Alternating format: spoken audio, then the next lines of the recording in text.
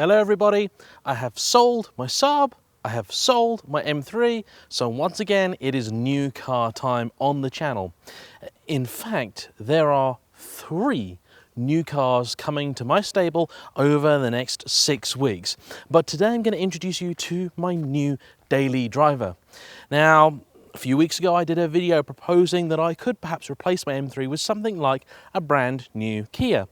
A car that, if I was being sensible, is an ideal thing for me to drive around in. 7 years warranty, comfortable, loaded with tech and features, economical, actually quite nice to drive.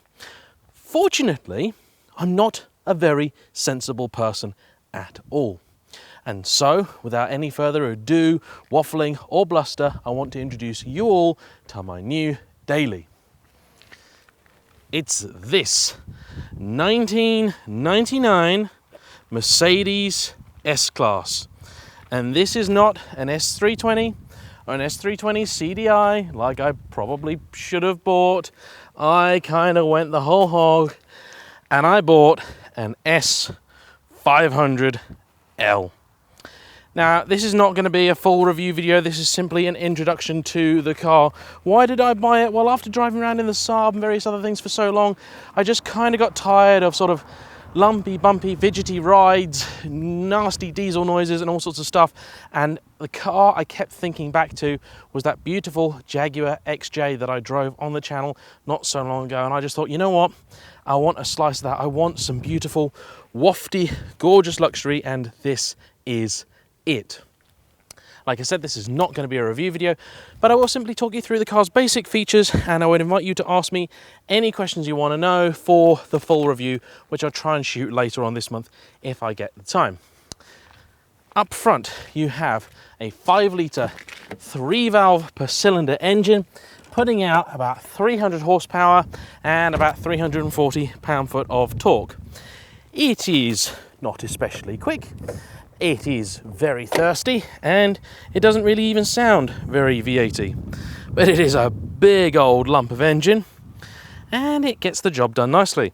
This is paired to a 5-speed automatic gearbox, which does the job. It's a gearbox that I've driven in several other cars, including a couple of American ones, where I didn't really like it, but here, it actually does the job very well. It's very good at being smooth, and it's pretty decent. Fuel economy, of course, is disastrous, but on a run, actually not that hideous. Recently, I've actually, on longer journeys, been getting about 27 to the gallon out of it. One of the things that drew me to this particular car are these definitely not genuine, but Mercedes-looking aftermarket alloys. And they really do make the car look a lot newer. In fact, I think, honestly, to my eyes, and I'm not a big Merc fan, as you'll all know, this doesn't look like a 20-year-old car to me. And normally I'm totally anti-Mercedes in silver. I think it's just such a dull, boring choice. But it does really suit this car. I was originally going to go and buy an S320, which I filmed a review on, which you won't have seen yet because I haven't put it out yet, which the guys at John Ashley got up for sale at an absolute bargain price. And if you want details of that, I can put those in the description below. But I kind of went on eBay and I got looking and searching, and I thought, you know what? Sod it. I'll just get the V8. Black leather interior, or dark grey, I'm not really sure which. It's not been super tidied at the minute.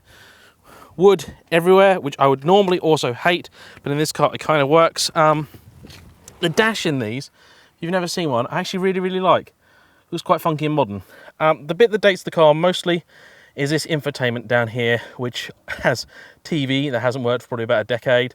CD changer doesn't work. I've only got radio at the minute, so I need to figure, oh, it's got nav as well, which would have been a very expensive option back in 1999. But I want to give you maybe the best example I can in this short video of the ridiculous luxury. I've driven plenty of cars with electric seats before, of course. I've driven cars with electric memory seats. This also has adjustable bolsters. It doesn't have the massage seats, but it's got one thing that I didn't know about. It's got electric steering wheel in it, of course, as well. Not, again, unusual. Copyright. It also has memory on the rear view mirror. That's a bit nuts. It has a sunroof, which is something I really wanted in a daily driver for quite some time. Yeah, a million settings. You've got heated and ventilated seats. They're not air conditioned seats, unfortunately, but they do kind of just keep the sweat off your back on a hot day like today. It's only 25 degrees today. One of the few problems with the car is this sort of auto-dimming mirror. The liquid has kind of gone, it's all parted inside, which is something that happens on old Beamers and things like that. Old M3s, E46s in the rearview mirrors. They do the same sort of thing. Soft closed doors, soft closed boot, air suspension that actually works. It's got a reasonable history folder. It's only got 83,000 miles on it now. I picked it up about 81.5. And in the back, one thing I will admit that did kind of lure me to this particular car. Oh, there's maybe a little clue about one of my future acquisitions down here. This car has picnic tables. Yep, that's right. Picnic tables in the back. 4-zone climate control, so you can set the temperature for the back in here. It's pretty decent. You got sport mode for it, which adjusts the suspension. It can also rise up as well, so you can add like an inch of ride height to itself if you're trying to clear tricky terrain. Everything works pretty well. Only real fault I've found so far, engine mounts need replacing. The bodywork's even in pretty good condition for the age. Those of you that know Mercs of this era will know that they do like to rust quite a bit, and this one isn't really that bad at all. There's a couple of really small patches, and driver's door, probably the worst area, but it's actually pretty damn good. And so this is what I'm currently driving about. And the best part of all of it is that for this ridiculous amount of luxury, for the car, for tax and insurance, I've paid less than £3,000. And yeah, if you're watching this thinking like, oh yeah, but you know, A45S is going to be way quicker and better, don't care. Don't care. This is comfy, this is lovely, woofly, luxurious. This is a proper Merc. I do rather love it a bit. So there we go. That is my new car. Short little video for you all.